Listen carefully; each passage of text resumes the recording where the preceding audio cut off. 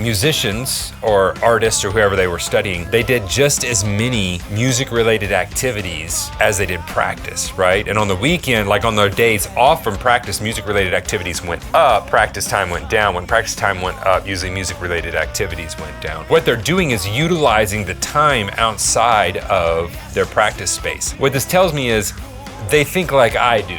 They don't consider themselves only a drummer or musician if they're practicing the drums. That is their identity. Let's talk about how to practice, how to get better at the drums when you don't have a drum kit. Now this could be like, hey, I actually don't have the money to get a drum kit, but I'm motivated and want to. I had to sell my drum kit because of life or whatever.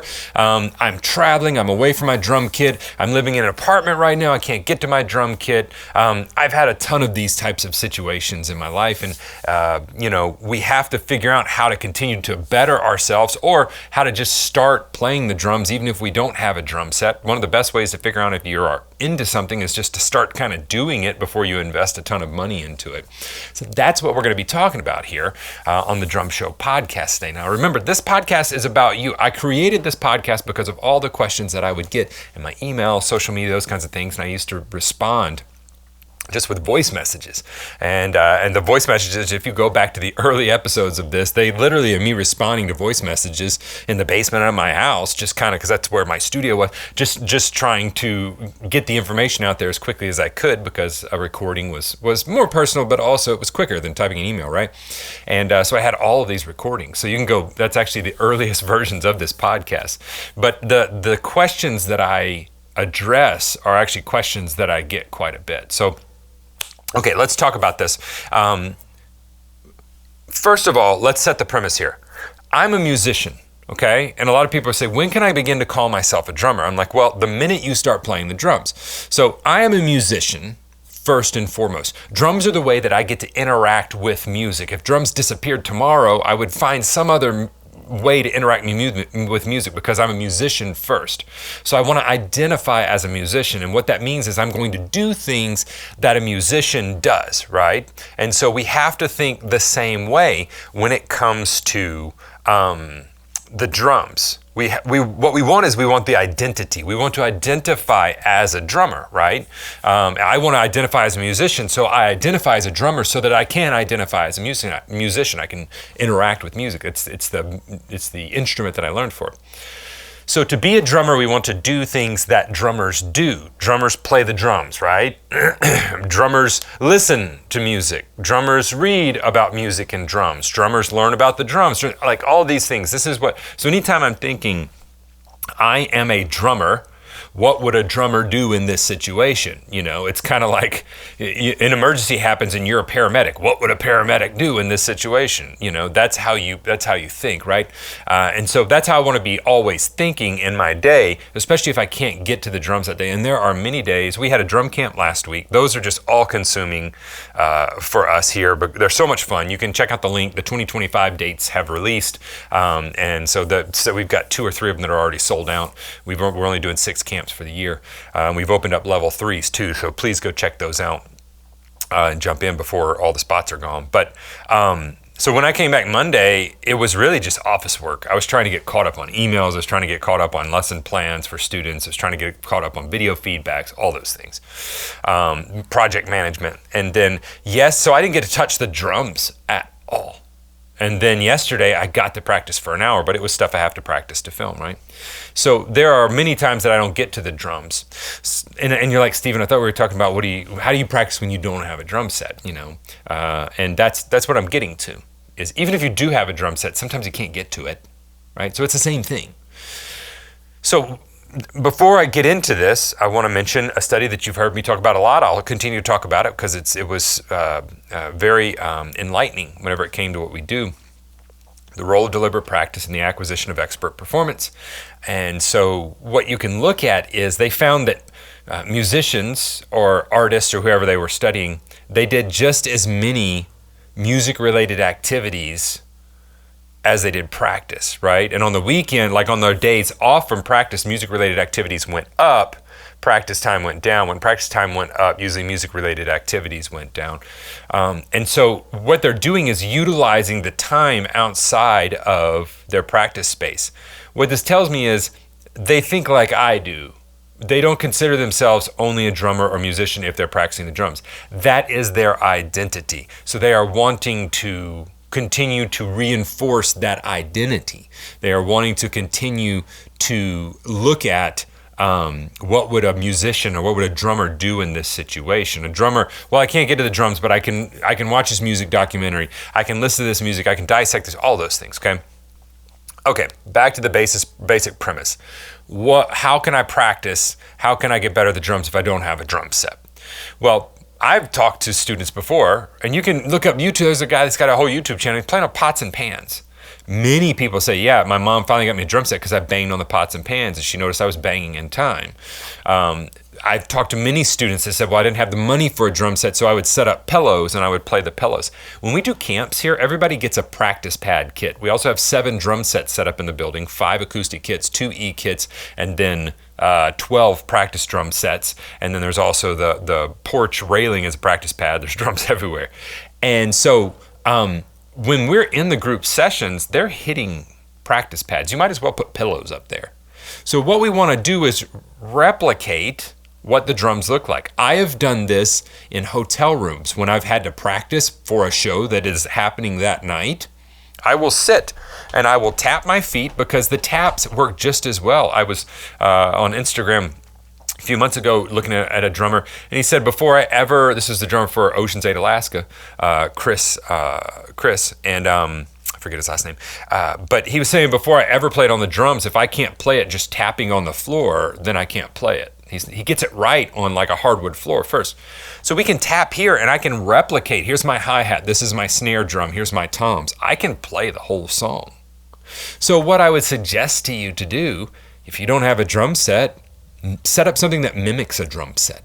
That's easy to do, right? That's where air drumming came from, right? So just because it's not a drum set doesn't mean that we're not going to start learning the pass and learning how to flow around that, right? You can beat on a basic beat on pillows, okay? Now, you're like, Stephen, come on.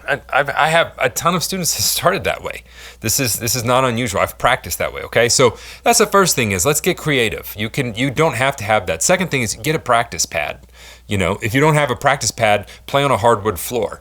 You know, play on a hard surface. Vic Firth also sells for like $5 or $6 practice pad tips, and I used to have some here. I think they call them Vic tips. They're like $5 or $6. They just go on the end of your stick, and they're non-marking surface, and they make everything a practice pad as long as it's a hard surface. Get those. They're $5, you know, on a pair of sticks. That's what we want to do, is find a way to begin. Don't make that an excuse. Don't make I don't have a drum set an excuse not to practice the drums. Here's some other things that we can do. We can do mental practice. Some of you are rolling your eyes. There has been a lot of research, especially in the past 10 or 15 years, on the brain and how it works. And they have found that simply mentally going through a task, mentally preparing, mentally practicing. So I'm sitting there and I'm looking at the sheet music and I am mentally, okay, so then I'm hitting here,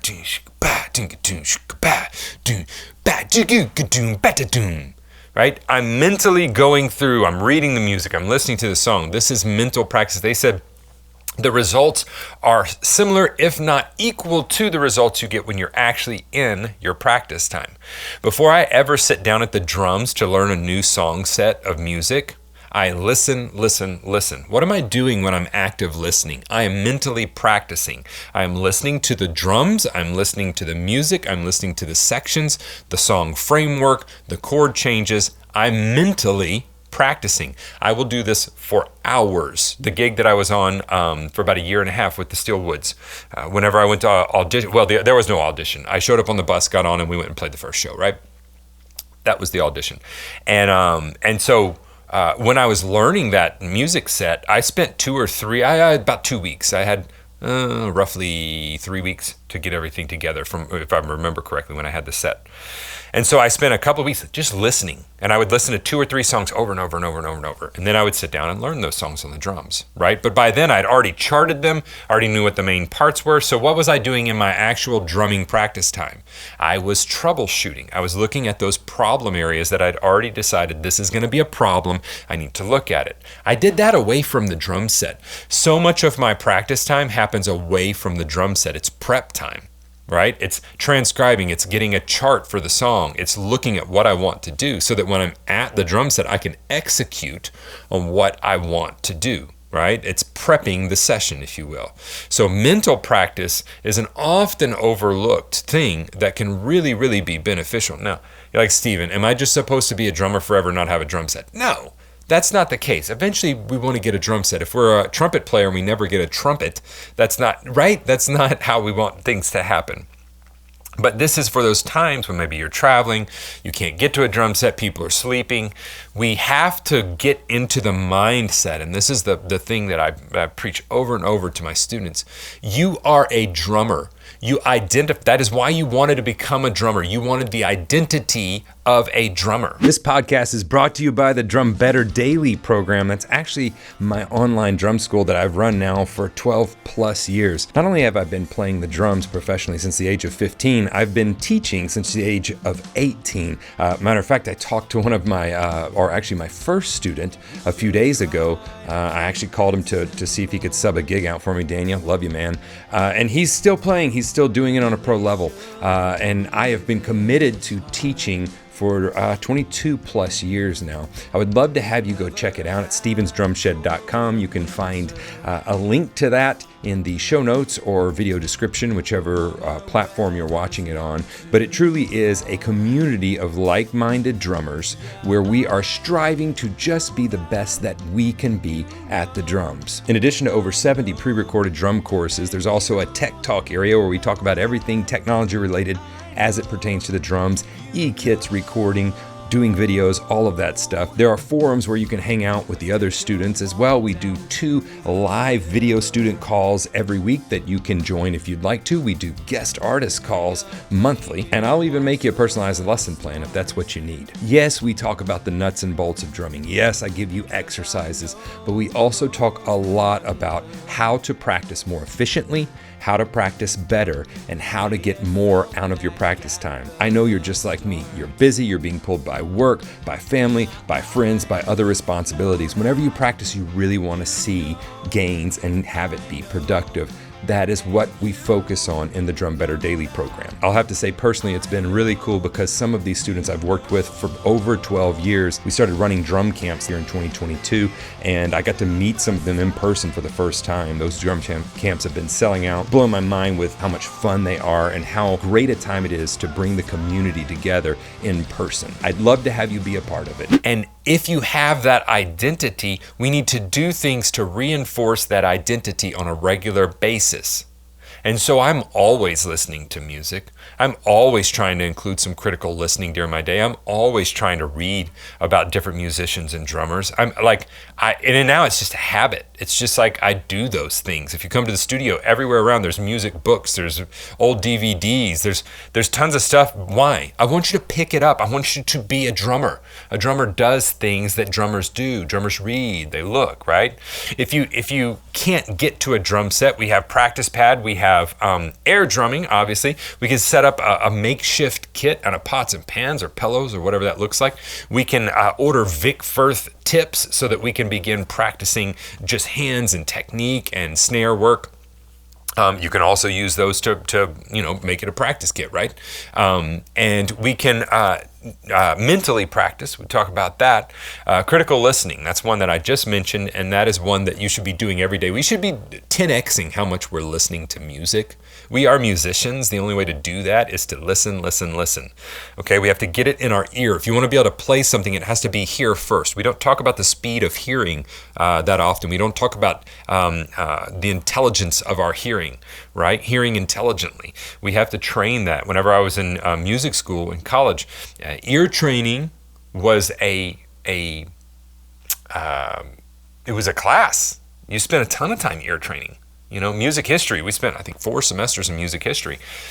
All right, listen to this. We'd listen to this. I mean, the amount of time we spent listening to clips and dissecting those things, I can't even count it, right? Because that's where we learn. So one of the best things you can do when you can't practice is critical listen. And that means taking a very, very narrow set of music, sometimes even just one song, and diving deep on that.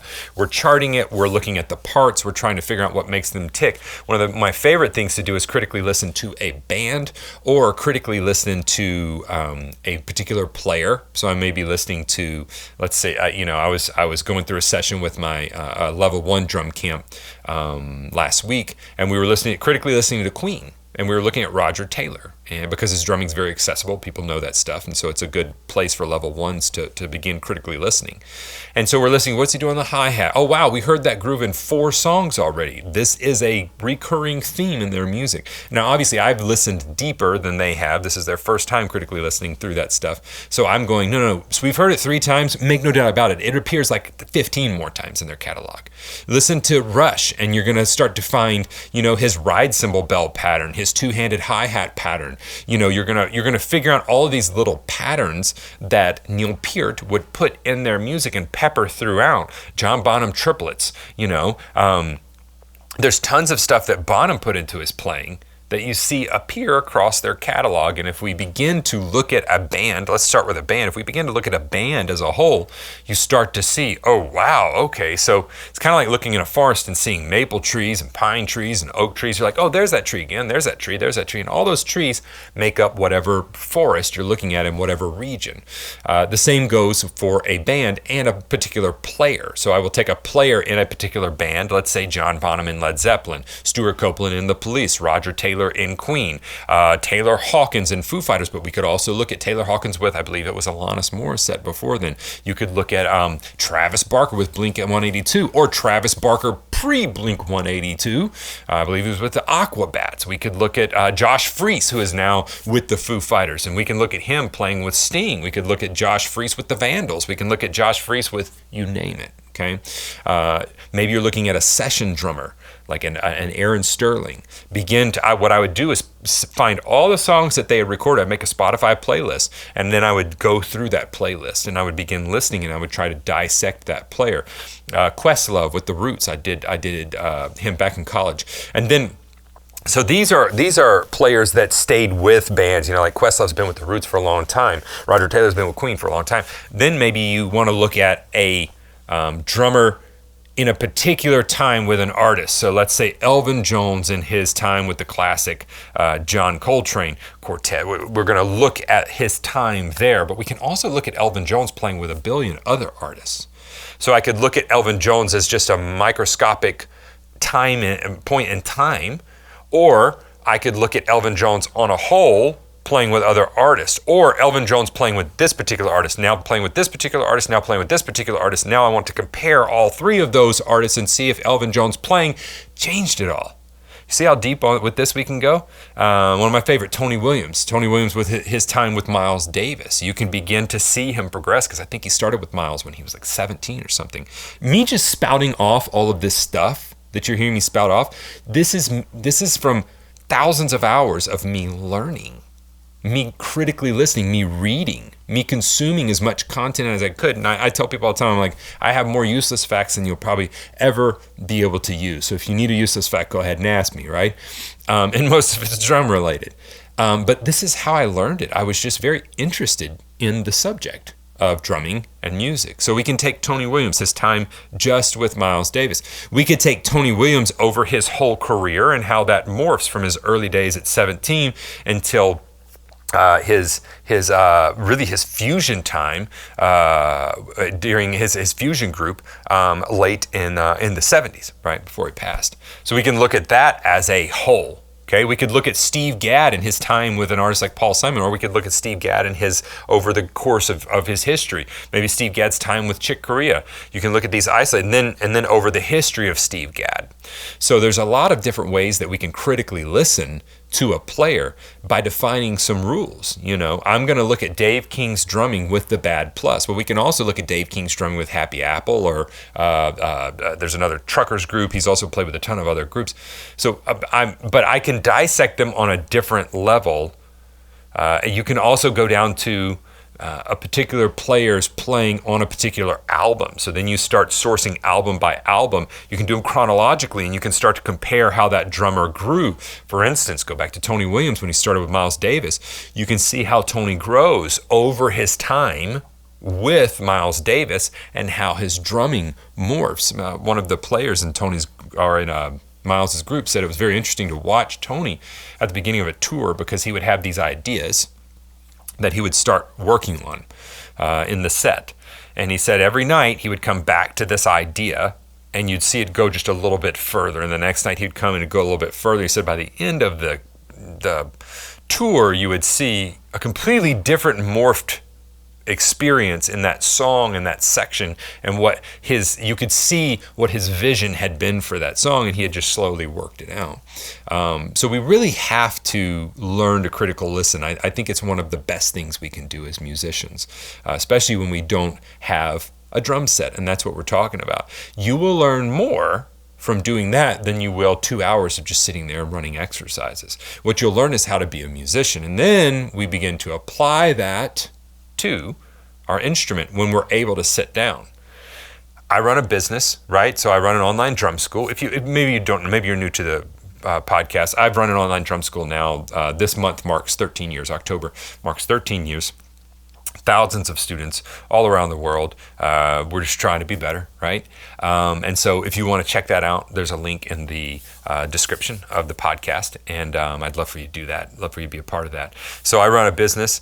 I'm a musician, so I play gigs. I also have a life. I have a wife, right? So I'm married. I have kids. I have a lot on my plate. There is not as much time as I used to have to sit down and just practice for fun. I mean, I was thinking the other day, I'm like, man, I've got to carve out time in my day to just make music, because I also play some other instruments. And I would love to just play music just for fun, but I've got to find time to do that because life's busy right now, right? I was talking to, we have a financial advisor. I was talking to them the other day. They said, you're in what we call the messy middle. And it's like you've got kids, you've got teenagers, you've got preteens, you've got middle school, you've got, a 7-year-old, and you're in the height of your career, and he said, we call it the messy middle. And I was like, that's a very good explanation of where I am.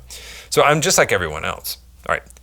I'm not giving you a blueprint for exactly this is what you do, but I wanted to start giving you ideas for things you can do to become a better drummer while you don't have a drum kit. Please don't wait to start the drums if you're interested in drumming. Just start. Get a pair of sticks, set up some pillows or cushions, and go to town. Let's begin to figure this out. If you're going to have time in an apartment, I've lived in an apartment. I had to rent a practice space that was an hour away from my apartment, and I would get up at 5 a.m. to drive up there and practice, right? I've done this thing. I understand what this looks like. And so I just want to encourage you. Instead of going, I don't have anything to practice on. What we need to think is, I'm a drummer. Give yourself the identity. I am a drummer.